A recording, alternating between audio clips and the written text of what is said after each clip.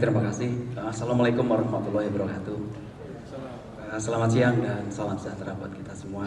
Pertama kita menyampaikan terima kasih kepada Pak Kemal, rekan-rekan Diswa yang telah mengundang kami untuk sharing di acara yang di event yang sangat baik ini. Baik, saya mewakili manajemen Semen Indonesia akan bercerita. Sebenarnya kalau kita lihat isu di sini adalah dare to be a global brand. Kami akan cerita dare to be a regional player. Mengapa kita perlu berekspansi keluar? Mengingat sebenarnya kami Semen Indonesia Group ya yang terdiri dari Semen Padang, Gresik dan Tonasa itu menguasai lebih dari 44% sejak beberapa puluh tahun yang lalu.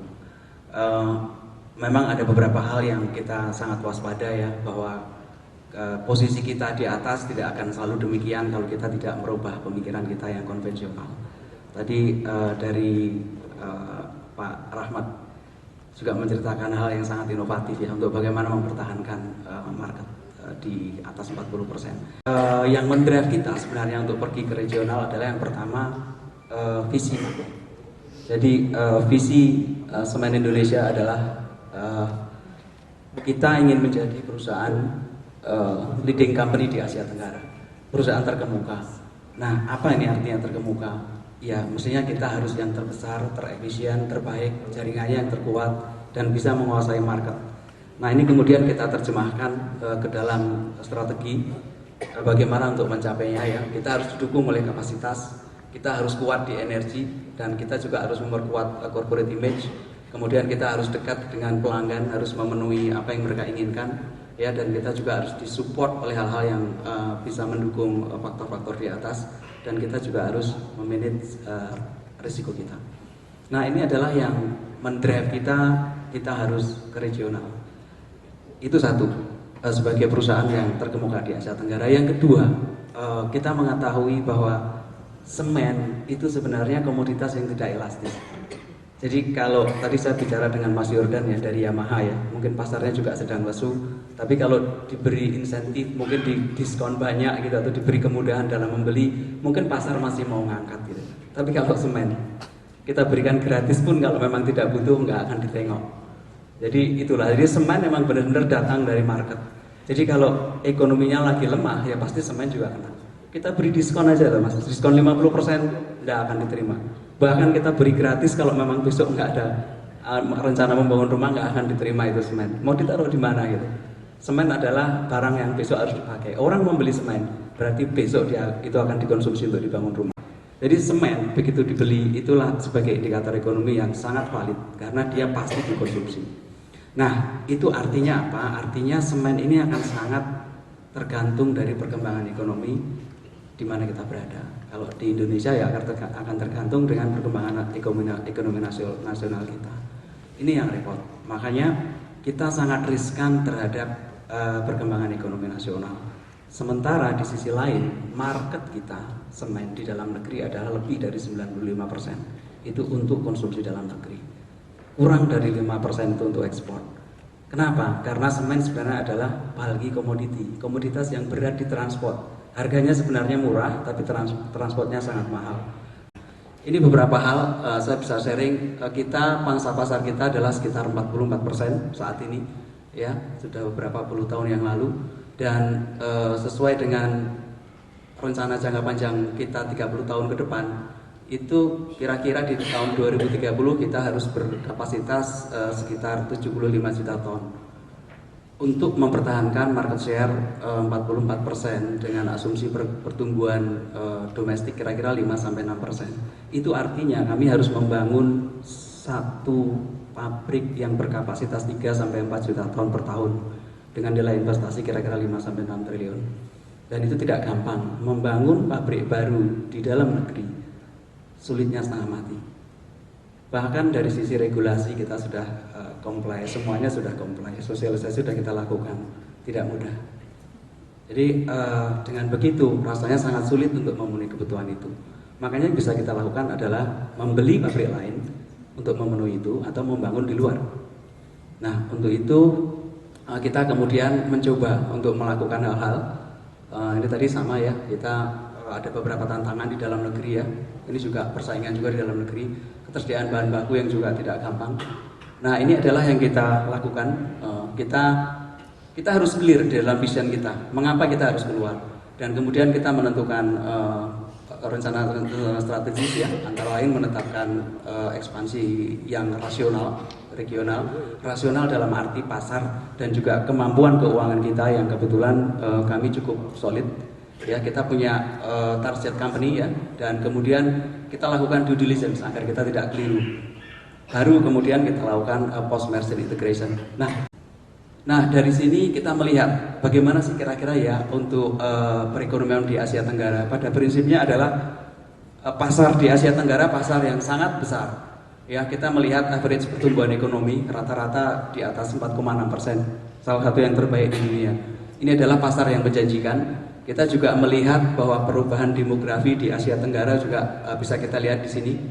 Ya, ini golongan menengah akan menjadi besar di 10-20 tahun ke depan. Ini berarti kebutuhan akan properti, infrastruktur akan meningkat. Demikian juga kita lihat bahwa ASEAN itu ternyata adalah pasar nomor 3 terbesar di dunia. Maka tidak diragukan lagi ASEAN kita harus punya 1 atau 2 unit atau bahkan mungkin beberapa unit di ASEAN. Pada umumnya di Asia Tenggara hampir 60% kekurangan semen. Yang bisa memenuhi kebutuhan mereka sendiri adalah Thailand, ya, kemudian Malaysia, so-so lah. Yang lain masih kekurangan semen. Ini adalah apa yang kita inginkan dari ekspansi ini adalah adanya suatu sinergi, ya, yang semula kita bermain di dalam negeri dengan market share 44%, kemudian kita melebarkan sayap ke Vietnam. Nah, ini yang kemarin di tahun 2014 ketika kami mengalami krisis produksi di semen Padang, itu dibantu oleh unit produksi yang ada di Ho Chi Minh untuk mengirim semen ke dalam negeri sekitar 400.000 ton. Jadi itu salah satu strategi yang sangat membantu kita di dalam negeri di saat kita juga mengalami kesulitan. Nah, ini market kita jadi seperti ini ya, meningkat ke Vietnam. Kita cukup kuat karena kebetulan kita berada di Gresik, semen Gresik, dan semen Padang ada di Sumatera dan Tonasa ada di Sulawesi. Sehingga apapun nanti kebutuhan infrastruktur kita cukup siap karena kita juga dilengkapi dengan packing plant di 28 lokasi dari Malahayati Aceh sampai di Sorong. Saya rasa hanya Semen Indonesia Group yang mempunyai fasilitas yang terbanyak ya di Asia Tenggara. Kita juga mempunyai 22 unit semen mill, ya, integrated cement plant ada di 4 lokasi. Jadi posisi kita cukup strategis. Nah, kira-kira seperti ini. Nah, ini juga adalah dengan adanya Tanglong kita juga membuka posisi ekspor lebih banyak lagi. Ini adalah fasilitas di Tanglong, sangat besar pabriknya ya, 2,3 juta ton, Polisius Jerman, dan juga dilengkapi dengan dermaga yang besar sekali, kapasitasnya sampai 30.000 ton, luar biasa. Di Indonesia itu sekarang ini ada pemain kami Semen Indonesia Group, ya, kemudian ada Semen Lafarge di Aceh. Ini Lafarge andalan Semen Indonesia, punya Lafarge, pemain nomor 1 di dunia. Kemudian ada Batu Raja adalah perusahaan BUMN. Ya, kemudian ada semen di Jawa yang paling banyak terutama itu selain ada kami, ada Indosemen milik Heidelberg Jerman, kemudian ada Holcim milik Holcim Switzerland, ya, pemain nomor 3 kalau nggak salah terbesar di dunia atau 2, dan juga ada Kons ini pemain nomor 1 terbesar di Cina atau pemain nomor 2 terbesar di dunia. Itu juga udah ada di Kalimantan. Kemudian ada Siam Semen, pemain terbesar dari Thailand. Ya, dan juga ada Bosoa, ini dalam negeri merah putih juga ada di sini. Kemudian ada Panasia dengan merek Bima, ada Semen Puger di Jawa Timur. Jadi sekarang industri persemenan di Indonesia luar biasa. Mulai tahun ini di satu sisi ekonominya sedang lesu. Jadi konsumsi semen sampai di semester 1 tahun ini itu turun kira-kira 3% dibanding tahun lalu, dan ini baru terjadi sejak tahun 98 pada saat krisis. Tapi di September kita sudah mencatat kenaikan yang cukup signifikan. Infrastruktur sudah mulai jalan. Kami sekarang juga jalan pabrik itu hampir 100% utilitas. Jadi kalau Bapak Ibu lihat di sini ya, di Asia Tenggara itu pun sudah dikuasai oleh Holcim, oleh Lafarge, oleh Heidelberg ya, dan oleh SMAC.